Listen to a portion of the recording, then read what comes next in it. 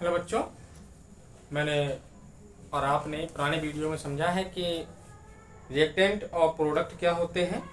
Reactant वो होते हैं जो अभिक्रिया में भाग लेते हैं, यानी कि केमिकल रिएक्शन में पार्टिसिपेट करते हैं, और प्रोडक्ट वो होते हैं जो रिएक्शन के क्रिया करने के बाद उपलब्ध होते हैं, वो प्रोडक्ट होते हैं। आज हम उसी से अगला टॉपिक केमिकल इक्वेशन लेके आए हैं। केमिकल इक्वेशन बेटा क्या होती है? कोई भी एक केमिकल रिएक्शन होती है उसमें या उसको केमिकल इक्वेशन की सहायता से दर्शाते हैं। केमिकल इक्वेशन, कोई भी एक केमिकल रिएक्शन जब होती है तो उसको क्या करते हैं बेटा? केमिकल इक्वेशन के थ्रू दर्शाते हैं, और उसकी फिजिकल स्टेज भी उसमें लिखते हैं। अच्छा, और जितने भी उसमें मैटर किसी भी रिएक्शन में इन्वॉल्व होते हैं, यानी कि भाग ले रहे होते हैं, उनको हम नाम से नहीं उनके सिंबल के थ्रू रिप्रेजेंट करते हैं जब भी हम उनको राइट करते हैं। जैसे हमने आपको बता दिया कि पिछली भी हमने आपको एक एग्जाम्पल बताया था कि मैग्नीशियम प्लस ऑक्सीजन को जब हम गर्म करते हैं तो मैग्नीशियम ऑक्साइड बनती है। तो अब हमने एक चीज और दी होगी कि मैग्नीशियम को हमने मैग्नीशियम राइट नहीं किया है, मैग्नीशियम को हमने केवल और केवल Mg के थ्रू रिप्रेजेंट किया है। ऐसे ही ऑक्सीजन को भी हमने केवल ऑक्सीजन के सिंबल के थ्रू रिप्रेजेंट किया है। तो ये ठीक होती है। और क्या होती है? Physical stage. फिजिकल स्टेज भी दिखानी होती है। फिजिकल स्टेज बेटा कौन कौन सी होती है? मोस्टली 4 होती हैं।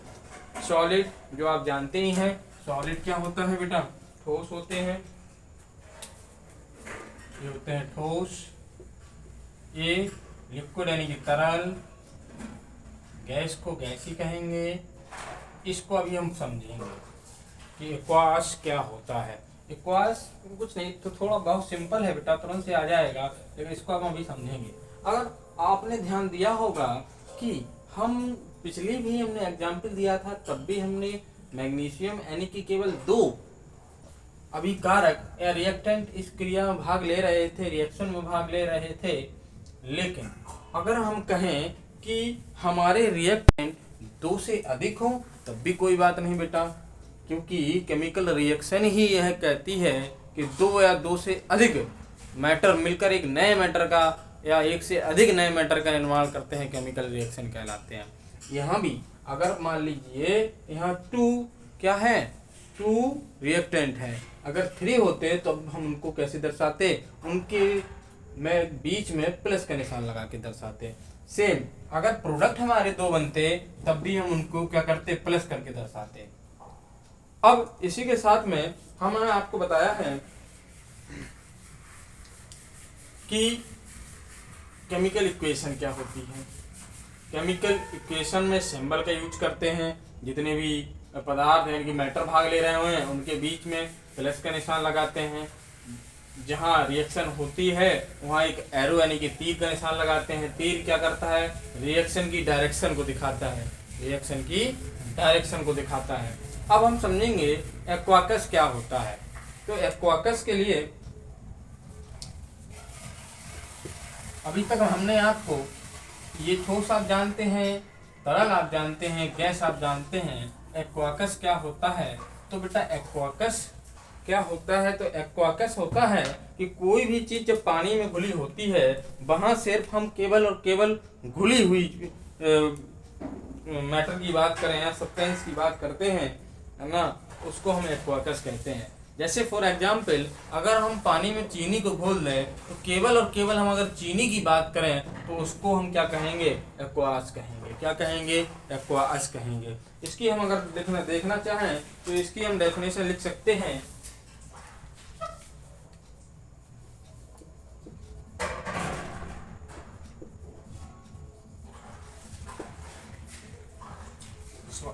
सॉल्यूशन भी लिख दें।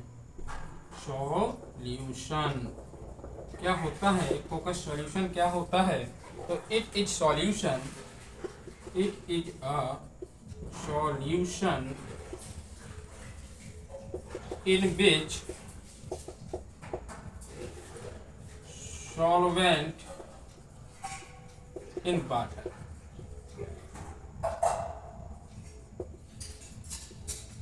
कह रहा है कोई भी चीज जब पानी में घुली होती है वहां सिर्फ हम पानी उस घुली हुई चीज यानी कि सब्सटेंस की बात करते हैं जो पानी में घुला है, तो उसी को हम क्या कहेंगे, एक्वाकस कहेंगे बेटा। क्या कहेंगे, एक्वाकस कहेंगे।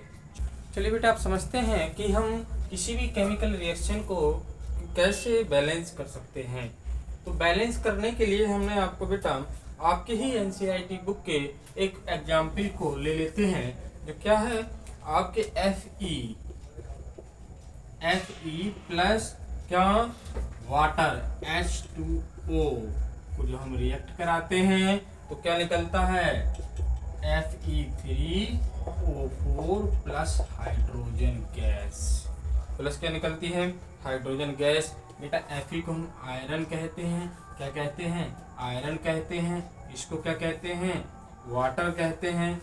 चलिए, और इसको क्या कहते हैं, आयरन ऑक्साइड कहते हैं। इसका एक नाम और होता है जिसे हम फेरिक ऑक्साइड के नाम से भी जानते हैं। अगर अभी आपने इसको ध्यान दिया होगा कि यहाँ आप देखना कि Fe यानी कि आयरन के केवल एक मैटर है, एलिमेंट्स है, सॉरी क्या है, एलिमेंट्स है। और यहाँ देख रहे हैं तो Fe के 3 एलिमेंट्स हैं, है ना। ऐसे ही इधर हाइड्रोजन के 2 हैं, इधर भी हाइड्रोजन के 2 हैं, तो यहाँ तो ठीक है। लेकिन यहाँ ऑक्सीजन का 1 है और यहाँ ऑक्सीजन का 4 है, तो यहाँ ये ठीक नहीं हुआ। इसको जब हम बैलेंस करेंगे यानी कि सीधे सीधे मैथमेटिक्स की तरह होता है कि left hand side is equal to right hand side, पढ़ा होगा आप लोगों ने, है ना। इसी की तरह हम देखेंगे कि जितने हमारे रिएक्टेंट के हैं, जितने भी हमारे रिएक्टेंट के एलिमेंट्स हैं, उतने ही हमारे क्या होने चाहिए, प्रोडक्ट के भी एलिमेंट्स होने चाहिए। तो बैलेंस करने के लिए हमने बहुत सरल तरीका बेटा हम आपको बता रहे हैं। बैलेंस करने के लिए आपको क्या करना है, सिंपली सबसे पहले एक टेबल बना लो।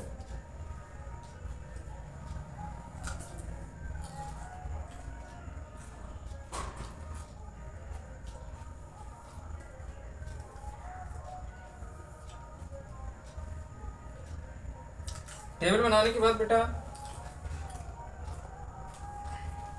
टेबल बनाने के बाद बेटा एक जगह लिख लो एलिमेंट्स ई की तरह, दूसरी जगह लिख लो रिएक्टेंट, फिर लिख लो प्रोडक्ट। अब हम देखेंगे कि एलिमेंट्स हमारे इसमें कौन कौन से हैं, कौन कौन से एलिमेंट्स इसमें जो है वो पार्टिसिपेट कर रहे हैं।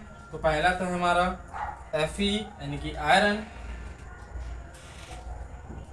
फिर क्या है, फिर सर हाइड्रोजन, फिर ऑक्सीजन। ये तीन ही तो है, आयरन है, हाइड्रोजन है और ऑक्सीजन है, वही तीन इधर हैं। अब एक चीज नोटिस करते हैं कि जो रिएक्टेंट हैं ये हैं आपके रिएक्टेंट और ये हैं आपके प्रोडक्ट। तो जो रिएक्टेंट हैं उनमें Fe कितने हैं, तो रिएक्टेंट में Fe 1 है। फिर देखते हैं कि रिएक्टेंट में हाइड्रोजन कितने हैं, 2 हैं। फिर देखते हैं कि रिएक्टेंट में ऑक्सीजन कितने हैं, 1 है। अब प्रोडक्ट के पास चलते हैं, तो Fe कितना है बेटा, 3 है। फिर H कितना है, हाइड्रोजन कितना है, 2 है, ठीक। ऑक्सीजन कितने हैं, यहाँ बेटा ऑक्सीजन 4 आ रहे हैं। तो अब हमको इन दोनों को बैलेंस करने के लिए सिंपली क्या करना पड़ेगा, मल्टीप्लाई करना पड़ेगा। कितने का करेंगे, इसको इसके बराबर करने के लिए 3 का मल्टीप्लाई कर देंगे, इक्वल टू 3, हो गया दोनों बराबर, ठीक। अच्छा, इसको बैलेंस करने के पहले एक चीज और कर लेंगे, और सिंपल तरीके से आ जाएगा समझ में। क्या आ जाएगा, इनको आप बॉक्सेस में बंद कर लेंगे, इनको आप बॉक्सेस में बंद कर लेंगे, इनको आप बॉक्सेस में बंद कर लेंगे, लो, अब और अच्छे से आएगा। अब हमने क्या किया, इन दोनों को, यहाँ 3 है, यहाँ भी हम क्या करेंगे, सिंपली 3 लगा, इसका इसमें मल्टीप्लाई होगा, 3 ये है, 3 ये है, चलिए Fe3 हो गया। अब हाइड्रोजन तो पहले से ही हमारा बैलेंस है, हाइड्रोजन से अभी हम बोलेंगे नहीं।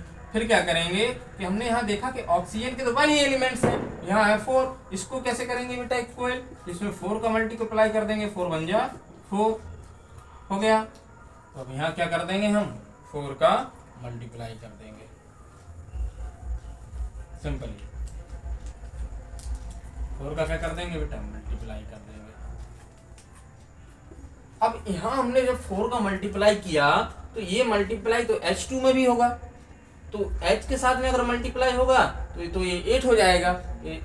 4 2 जा 8। और यहाँ हमारा क्या है, यहाँ 2 ही है। ऑक्सीजन तो 4 हो गया, लेकिन यहाँ गड़बड़ कर गया, क्योंकि यहाँ हमारा हो गया है 8 और यहाँ कितना हो गया है, 2 ही बचा है। तो अब इसको बैलेंस करने के लिए क्या करेंगे, सिंपली 4 = 8 मल्टीप्लाई 4 = 8। सिंपली हम 4 को इधर राइट कर देंगे। अब आप देखो कि जो रिएक्टेंट है उसके एलिमेंट्स और जो प्रोडक्ट हैं उसके एलिमेंट आपस में इक्वल हैं। कैसे हैं, आपस में इक्वल हैं। 3 3 8 8 4 4, ऐसे यहाँ भी 3 3 4 4, हाइड्रोजन का 4 4, ऑक्सीजन का 4 4। तो ये बैलेंस हो गई। अब जब आप अधिक अभ्यास करेंगे, आप बार बार इसी को रिपीट करेंगे, तो आपको ये टेबल बनाने की जरूरत नहीं पड़ेगी।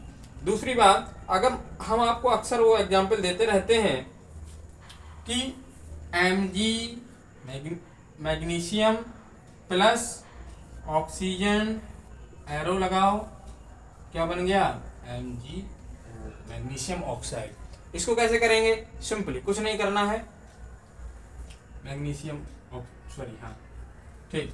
इसको कैसे करेंगे, तो हमने यहाँ देखा कि ऑक्सीजन के कितने हैं एलिमेंट्स, 2 हैं, यहाँ तो 1 है, तो हमने सिंपली क्या कर दिया, यहाँ क्या कर दिया, 2 लगा दिया। जब हमने यहाँ 2 लगा दिया तो Mg भी 2 हो गया, इसको भी हमने 2 लगा दिया, हो गई हमारी बैलेंस। अगर आपने ध्यान दिया होगा तो हमने केमिकल इक्वेशन में कहा था कि जब भी हम रिएक्शन राइट करते हैं तो उन एलिमेंट्स की या उन रिएक्टेंट या प्रोडक्ट्स की हम फिजिकल स्टेज भी राइट करते हैं। तो फिजिकल स्टेज कैसे राइट करते हैं, तो फिजिकल स्टेज राइट करने के लिए सिंपली हमको कुछ नहीं करना होता है। उम्मीद करता हूँ ये टेबल समझ में आई होगी।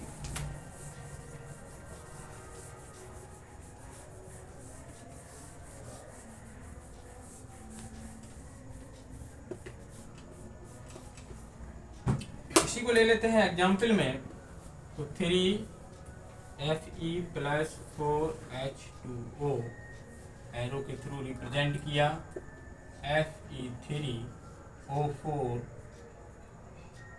+ 4H2। अब इनको कैसे रिप्रेजेंट करेंगे, तो जो हमारा Fe होता है इसकी स्टेज क्या होती है, लिक्विड, गैस, सॉलिड। तो ये जो होता है वो सॉलिड होता है। वाटर जो होता है हमारा लिक्विड होता है, लिक्विड को L, सॉलिड को S। ओके, हमारा जो आयरन ऑक्साइड होता है या फेरिक ऑक्साइड होता है वो कैसा होता है, तो वो सॉलिड होता है। कैसे होता है, सॉलिड होता है। हाइड्रोजन तो गैस ही है, उम्मीद करता हूँ आपको केमिकल रिएक्शन को बैलेंस करना आ गया होगा। आप जितना अभ्यास करेंगे उतना बढ़िया से आएगा। अब हम एक चीज को समझेंगे कि केमिकल रिएक्शन को बैलेंस करने की जरूरत क्यों पड़ गई, है ना। बगैर बैलेंस किए भी हुए भी तो चल सकती थी। तो हमने क्लास 9th में पढ़ा है law of conservation of mass. Law of conservation of mass क्या कहता है कि किसी भी मैटर को किसी भी केमिकल रिएक्शन के थ्रू ना तो कभी पैदा किया जा सकता है, यानी कि बनाया जा सकता है, ना ही कभी नष्ट किया जा सकता है। अब आपने एक चीज ध्यान दी होगी कि हाँ हम Mg ले रहे थे प्लस ऑक्सीजन को ले रहे थे, मैग्नीशियम ऑक्साइड बन रही थी। और हमने एक चीज देख रहे थे कि यहाँ ऑक्सीजन के 2 एलिमेंट्स हैं और यहाँ है 1। तो हमने अभी कंजर्वेशन लॉ क्या कहता है कि किसी भी केमिकल रिएक्शन में किसी भी मैटर को ना कभी नष्ट किया जा सकता है और ना कभी उत्पन्न किया जा सकता है, बनाया जा सकता है। अब यहाँ तो है 2 और यहाँ रहा 1, यानी कि एक ऑक्सीजन क्या हो रहा है, नष्ट हो रहा है। तो एक किसके विरुद्ध चल रहा है, law of conservation of mass के विरुद्ध कार्य कर रहा है। इसलिए हमें इसको क्या करना होता है, बैलेंस करना होता है। क्या करना होता है, बैलेंस करना होता है। इसका अच्छा रिजल्ट क्या निकला, तो बेटा लॉ ऑफ कंजर्वेशन के थ्रू यह रिजल्ट निकला कि जितने एलिमेंट्स आपके रिएक्टेंट में होंगे उतने ही एलिमेंट्स आपके किस में होंगे, प्रोडक्ट में होंगे। यानी कहने का मतलब जितने भी एलिमेंट्स, नंबर ऑफ एलिमेंट्स आपके रिएक्टेंट यानी कि अभिकारक में होंगे उतने ही आपके नंबर ऑफ एलिमेंट्स किसमें होंगे, किसमें होंगे, प्रोडक्ट में होंगे।